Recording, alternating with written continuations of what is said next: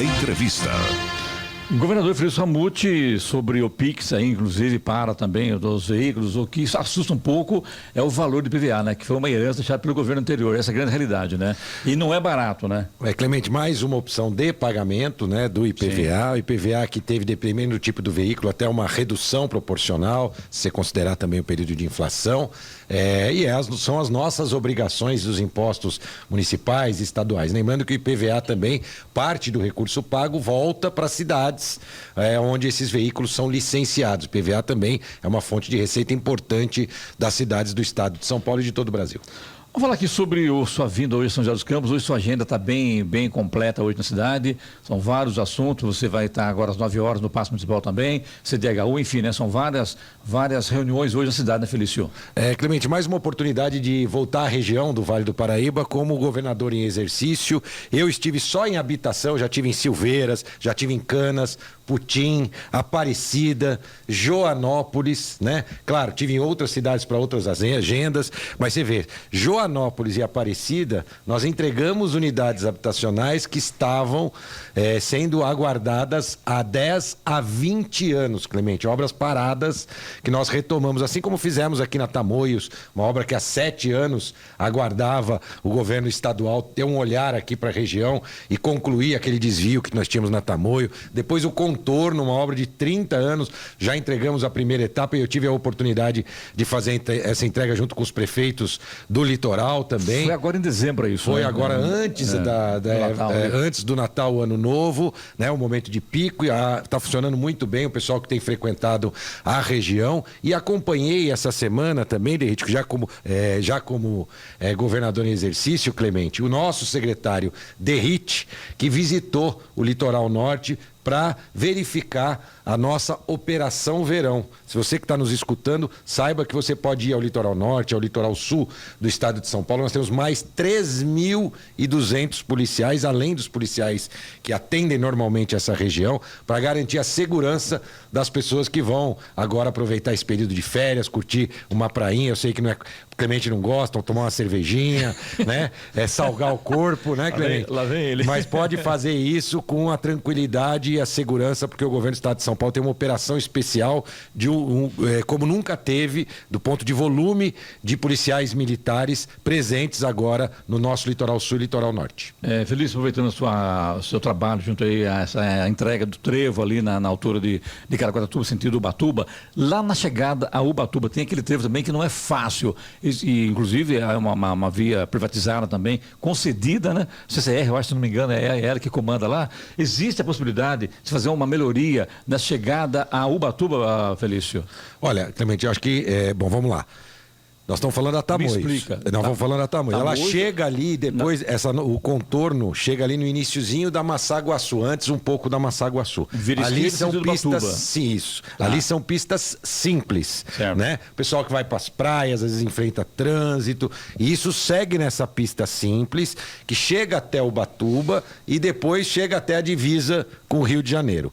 Este trecho não é concessionado ainda. Não é. E eu já estou estudando, né, junto com o nosso secretário Benini, que é o secretário de parcerias, estudando, na verdade, projetos para duplicação. Ali, de fato, vai ter que acontecer essa duplicação em algum momento. Nós estamos vendo se é possível iniciar isso já neste primeiro mandato do governador Tarcísio, mas já estamos estudando. Aí nós teríamos ela duplicada de ponta a ponta. Vale lembrar que nesse momento nós temos uma obra de 90 milhões em Caraguá, da recuperação também do asfalto, né, recapeamento e recuperação asfáltica em todo o trecho de Caraguatatuba da SP, né, da Rio São Paulo. E aí a gente teria a duplicação desse trecho que ainda não é concessionado. Talvez você confundia que a partir do Rio de Janeiro existe a concessão, que é a concessão da Dutra. Mas aí é de Ubatuba para frente, vamos dizer, na divisa com Ubatuba, já no estado do Rio de Janeiro, dali para frente, que esse trecho é de responsabilidade da CCR.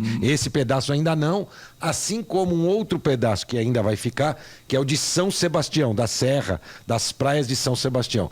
Porque a partir, então, mais um pouco para frente, nós vamos ter a concessão do litoral, que são 215 quilômetros, começa na Mogi Dutra, Mogi Bertioga e toda a parte de trecho lá, Bertioga, todas todas as praias ali do litoral sul que terão duplicação e também marginais em todo o trecho. Essa licitação vai acontecer agora em abril já desse ano, do que a gente chama de litoral sul. Essa licitação é para qual trecho, governador? 5 bilhões. Mogi Dutra, Mogi Bertioga e todo o litoral ali, Bertioga, todos os municípios que utilizam a Rio São Paulo no trecho do litoral sul. Só para eu entender, também os ouvintes perguntaram sobre isso, Felício. Quer dizer, então, que o trecho de Ubatuba, naquele trevo lá, ainda está em estudo. Exatamente. Esse trecho não tem ainda uma previsão de duplicação, mas isso deve acontecer, né, nos próximos anos. É a próxima grande obra que eu acho que deve ser. Primeiro a entrega do contorno sul, ligando a São Sebastião, muito importante para o acesso a São Sebastião, acesso para o porto. E depois, aí sim, esses 2 trechos, São Sebastião, que é a serrinha lá, que é complexa e complicada para alguma melhoria, mas principalmente pode-se fazer os trabalhos de contenção das encostas para evitar deslizamento, e esse trechinho, vamos dizer, de Caraguá da Massaguaçu em diante, que ainda precisa de duplicação. Ainda sobre o litoral norte, Felício? Queria falar um pouquinho sobre as balsas, porque o turista sofreu um pouquinho nesse final de ano, governador, principalmente com relação ao tempo de espera, mais de 4 horas, 4 horas e meia, acho que chegou até 5 horas de espera. E a gente viu que tinha bastante balsas em funcionamento. O que acontece e o que está sendo planejado para melhorar essa situação? O que parece também, Felício, que quanto mais aumenta o número de balsas, aumenta o número de carros também, né?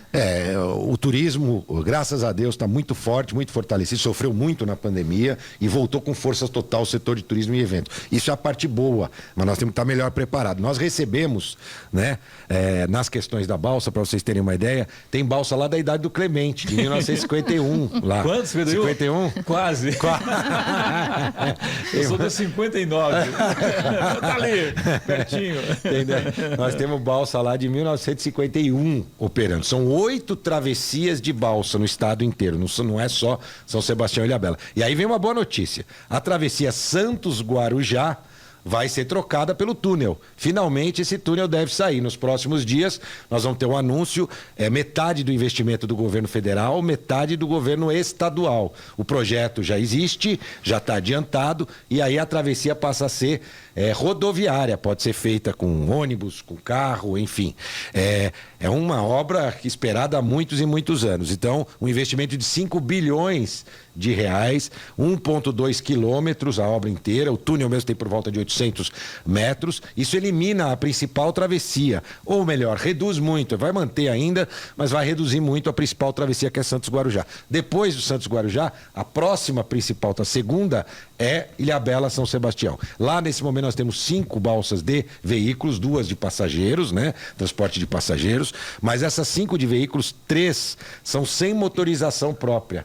Elas seguem com rebocadores, né? São plataformas rebocadas. E aí quando você tem um vento um pouco maior, segundo a legislação, a Marinha proíbe que essas balsas funcionem. Foi o que aconteceu dia 26, se eu não me engano, eu acompanhei. Natália, nossa secretária, sempre me reporta problemas na balsa, porque ela sabe que eu vou ser cobrado, já que é uma região que a gente conhece, tem amigos, conhecidos e mais ligação com essa região. E aí parou por causa dos ventos e depois excesso de veículos, né? Um volume gigantesco, e a gente entende que 1h30, 2 horas é bem razoável para a situação atual. A solução definitiva só se dá com a PPP, inclusive para trocar o combustível, né? A transição energética. Nós podemos trazer aí balsas híbridas ou elétricas, modernas, novas, que vão aguentar rajadas de vento de maior volume. Então essa é a solução definitiva. Enquanto isso não acontece, a gente tem algumas previsões de melhorias em todas as travessias, com obras para que a gente possa fazer para melhorar, né, esse ir e vir das balsas também ali do litoral sul. Tem um negócio chamado gavetas, né, que o ideal é que a gente possa ter mais gavetas para atracar. Tudo isso está previsto na PPP, mas a solução definitiva é com a PPP, e ao longo desse ano nós vamos desenhar e publicar essa PPP das balsas. Lembrando, ela vai precisar ter dinheiro do governo. Para vocês terem uma ideia, custa 230 milhões de reais por ano todas as travessias de balsa. Ela arrecada 30 milhões, né, do total de 260 milhões de gastos. Então, 230 milhões, você que está nos escutando paga através dos seus impostos para manter essa travessia. Nós vamos continuar investindo porque o valor da tarifa não vai ser suficiente para pagar os custos, até porque você teria que quintuplicar isso, nós não queremos fazer. Então nós vamos continuar patrocinando o que a gente chama essa concessão. Essa é a solução definitiva. Mas enquanto isso nós estamos fazendo obras de melhoria e manutenção. Nesse momento tem 3 balsas sendo remodeladas, só vão chegar em julho, na época do inverno, quando a demanda é baixa, mas para o próximo verão a situação vai estar um pouco melhor. Pegando o gancho, Feliz, sobre investimento, sobre turismo, ponte metálica em Santa Branca. Essa ponte foi construída em 1902 pelo escritor e engenheiro Euclides da Cunha. Essa ponte está abandonada. Eu te mandei umas fotos, inclusive, e que tem uma pergunta do Fernando Luiz Pires de Albuquerque sobre essa ponte, que é muito bacana e está lá abandonada, está lá realmente sendo corroída pelo tempo, né? E o avô do meu sogro foi um dos responsáveis pela construção, né? Isso que eu te lembrar, inclusive, ele tem a Fazenda do Zé Rota. Para quem não conhece, Fazenda do Zé Rota é a família da esposa do Felício. Da família do meu sogro. Lá, e realmente é uma região muito bacana e que merece também, principalmente no turismo rural, né, Felício? Sem dúvida. Nós liberamos 300 milhões para o DAD Tour. Esse é um tipo de investimento importante para o turismo, né, preservação da história. Lá a gente já sabe que tem várias atrações, tem os restaurantes ali, né? Então é uma boa ideia para que se possa fazer um projeto e pedir recursos nesse sentido. O Estado tem essa abertura e tem esses projetos voltados ao turismo. Governadora Vanessa, que é de São José dos Campos, ela afirma que a filha faz uso diário de hormônio do GH, o somatropina, porém as doses não chegam a São José dos Campos. Ela diz que retirou a medicação de alto custo em novembro e em dezembro não chegou. Ela diz que quando liga na farmácia central, eles disseram, né, nessa ocasião, que em 2023 não chegaria mais nada. Ou seja, se a pessoa não retira naquele mês, se não chega naquele mês a medicação, ela perde, digamos assim. E ela diz que quando o problema é levado ao ar aqui na Rádio Jovem Pan, as doses são disponibilizadas. Olha, na verdade, essa é um medicamento de responsabilidade do Estado, né? Eu não tinha notícia de falta de somatropina, é um hormônio de crescimento, né?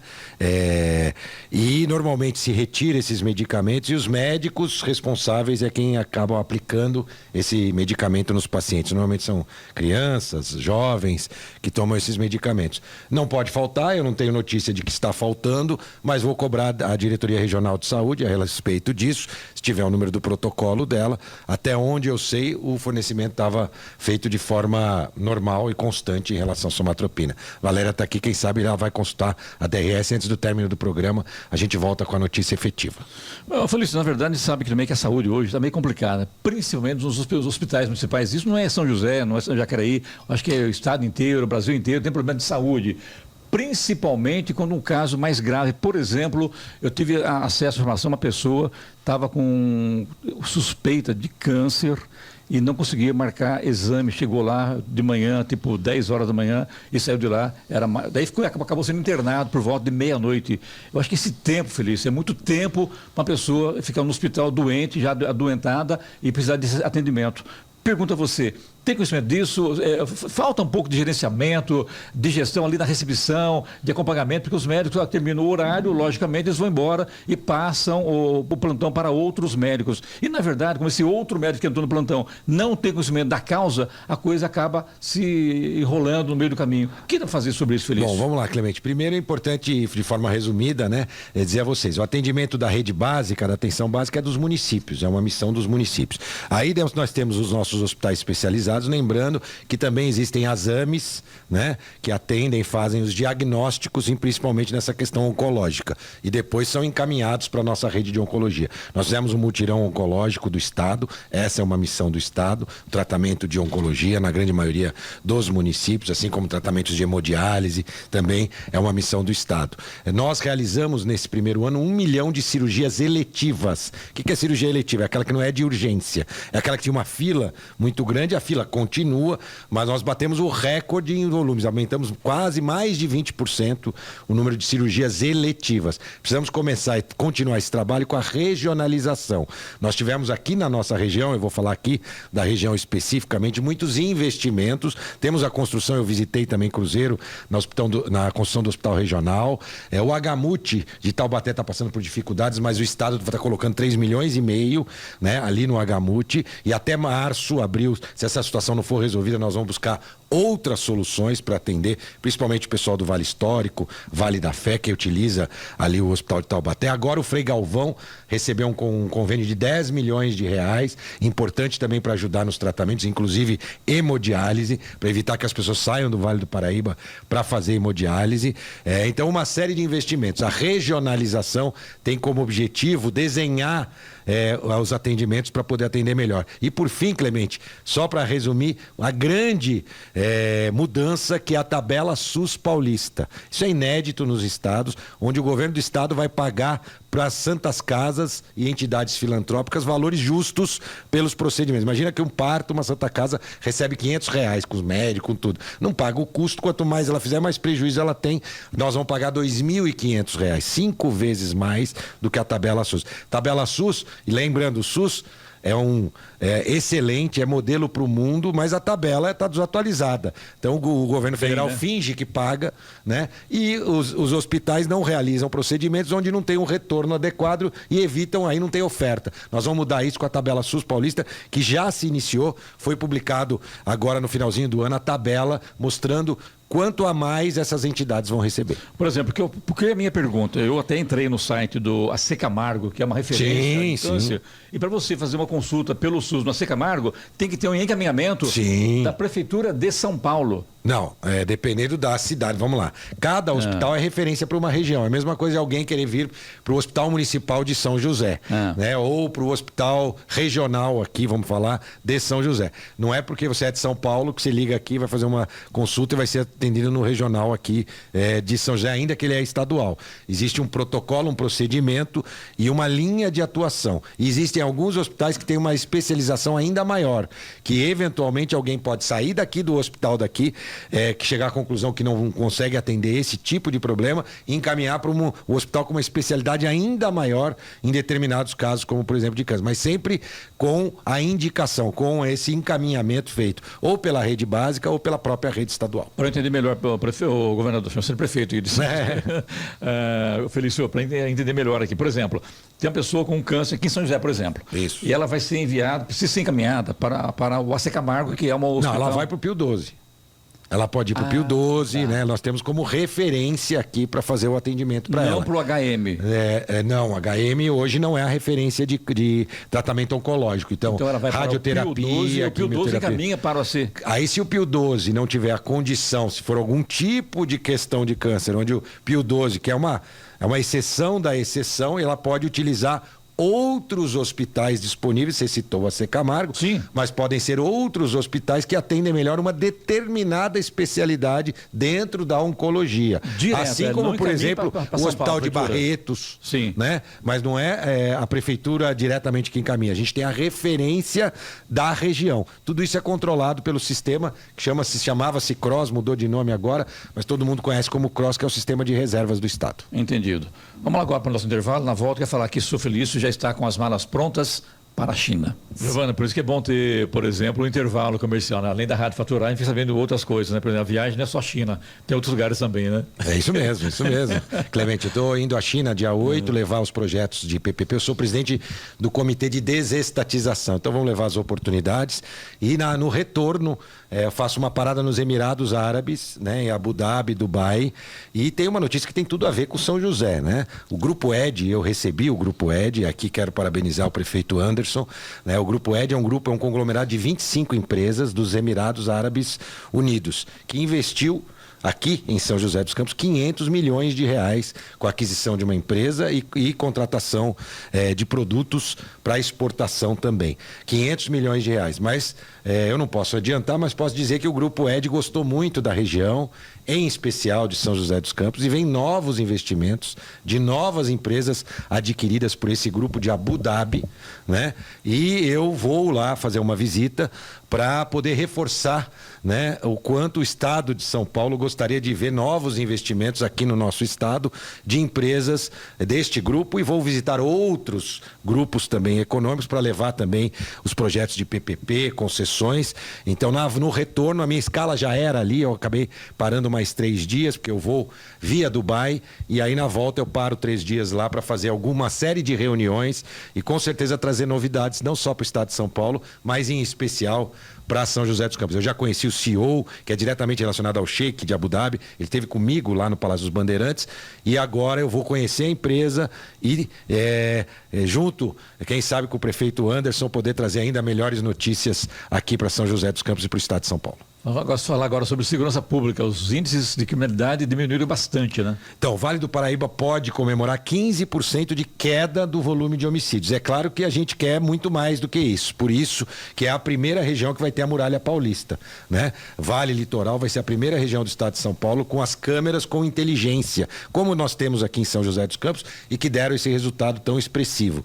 Nós vamos ter as câmeras aqui, o edital já ampliado para todas as cidades, 39 cidades já está no forno, né? Em alguns dias deve sair, deve ser publicado este novo edital. O governador Tarcísio fez questão de ampliar para toda a região e aí nós vamos poder comemorar números ainda melhores. Nós tivemos queda de roubo, queda de furto e queda de homicídio aqui no Vale do Paraíba. Então, só o homicídio foi mais de 15%. Tivemos queda de roubo de 4% e também uma pequena queda de furtos. Então, uma ação importante das forças de segurança aqui no Vale do Paraíba, já trazendo bons resultados nesse primeiro ano de governo Tarcísio. É bom lembrar também que em São Paulo, a Cracolândia, apesar de tudo, parece que agora deu uma sossegada, né?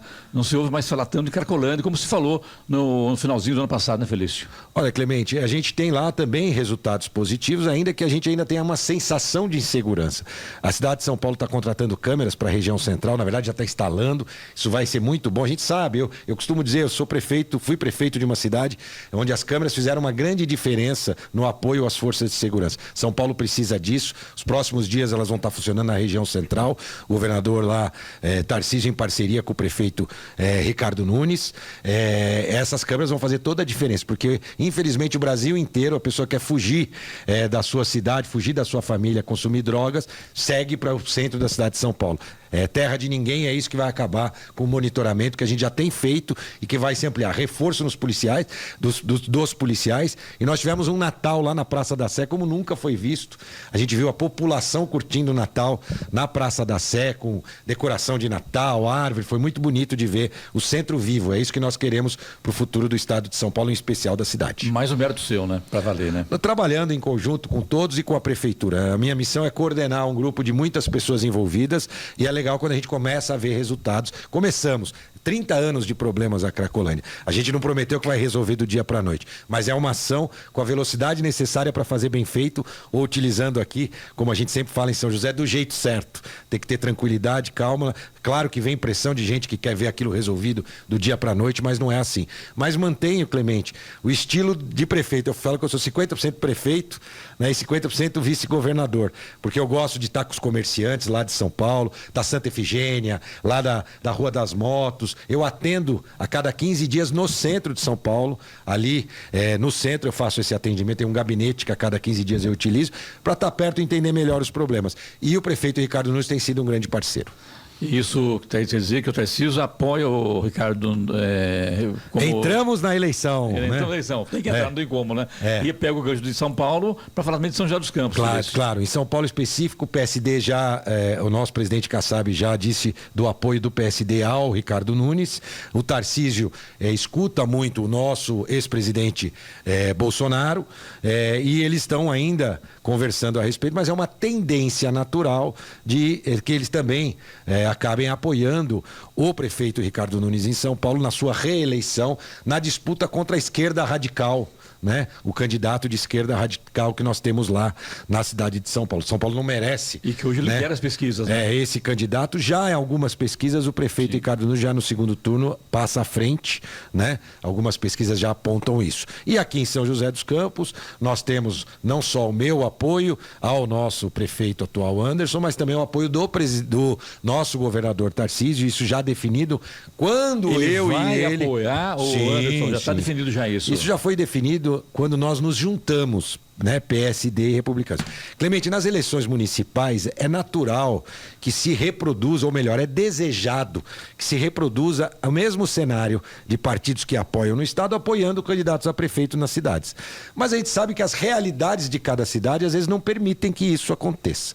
Com base nisso, quando eu me juntei ao governador Tarcísio, e ele, que tem o seu título eleitoral aqui de São José dos Campos, um dos pontos que eu coloquei a ele foi: Tarcísio, se nós ganharmos a eleição, né, você virar governador, eu vice-governador, nós temos que ter um candidato único em São José dos Campos, porque nós não podemos na nossa cidade disputar, né, em candidatos distintos. Ele disse: você tem toda a razão, você tem um candidato. Eu falo: se o Anderson quisesse candidatar à reeleição, ele seria o meu candidato. E o governador, nessa conversa, disse: então passa a ser o meu candidato desde já também.